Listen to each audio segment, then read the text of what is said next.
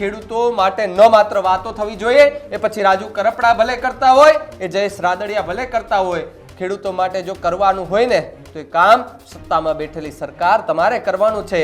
ખેડૂત મૂંઝાય એ પહેલા ખેડૂતના ખંભે હાથ મૂકીને તમારે કહેવાનું છે કે તમે મને મત આપ્યો છે ને, હું તમારો જનપ્રતિનિધિ છું ને, તમારે મૂંઝાવાની જરૂર નથી બાપ, હું બેઠો છું ત્યાં સુધી તમારે ખાતર જે જોઈએ બધું અહીંયા વ્યવસ્થા તમને કરાવી દઈશ.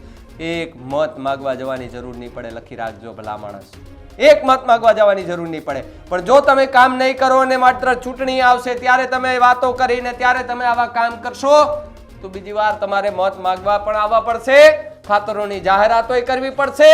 ત્યારે મત આપે ન આપે તો જનતાને ખબર, પણ તમે જે વાતો કરી છે ને એ લોકોના મગજમાં ગરી જશે ને તો લોકો તમને એમ કહેશે કે જો વાતો કરી નેતાએ કોઈ કામ તો કર્યા નથી. મિત્રો, આવા જ વિડીયો અને શોર્ટ્સ જોવા માટે આજે જ અમારી ન્યૂઝ રૂમ યુટ્યુબ ચેનલને સબસ્ક્રાઇબ કરો.